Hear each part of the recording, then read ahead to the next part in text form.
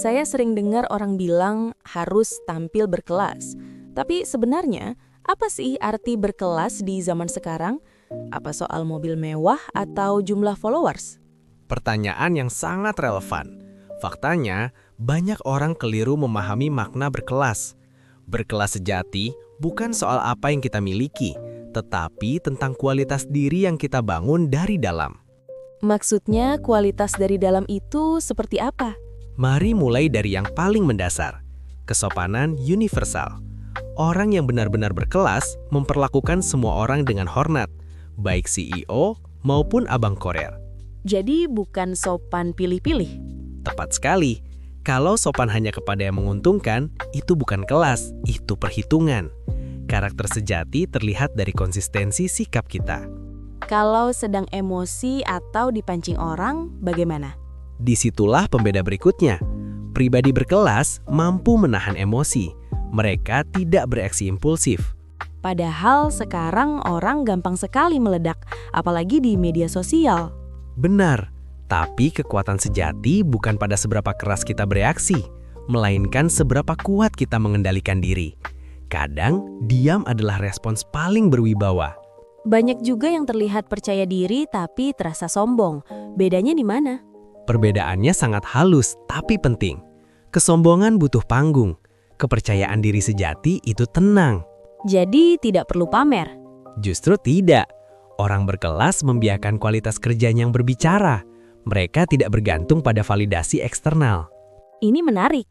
Kenapa mendengarkan dianggap tanda berkelas? Karena di dunia yang semua orang ingin didengar, kemampuan untuk benar-benar mendengar menjadi langka. Mendengar untuk paham, bukan menunggu giliran bicara. Persis. Pribadi berkelas lebih banyak menyerap daripada sekedar memancar. Mereka membangun jembatan, bukan panggung ego. Bagaimana dengan menjaga energi dan batasan? Ini krusial. Orang berkelas menghargai waktu, energi, dan martabat mereka sendiri. Artinya berani bilang tidak.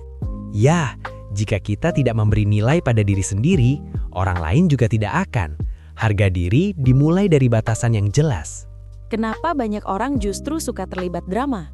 Karena drama memberi sensasi instan. Tapi pribadi berkelas sadar, energi mereka terlalu berharga untuk dihabiskan pada hal yang tidak membangun.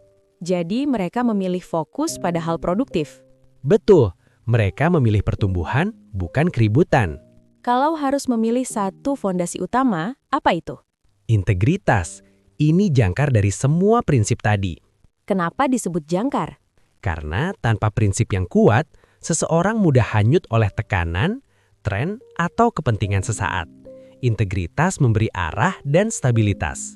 Jadi kesimpulannya berkelas itu bukan soal tampilan luar. Tepat, berkelas adalah harga diri yang terlihat. Ia dibangun dari kebaikan yang universal, ketenangan di bawah tekanan, percaya diri yang rendah hati, kemampuan mendengarkan, penghargaan pada diri sendiri, menjauhi drama, dan integritas yang kokoh. Menarik. Berarti ini bukan sesuatu yang eksklusif untuk orang tertentu. Bukan sama sekali. Ini proyek pengembangan diri yang bisa dimulai siapa saja. Mulai hari ini.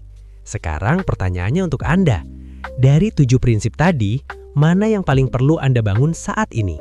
Dan langkah kecil apa yang bisa Anda mulai? Hari ini juga?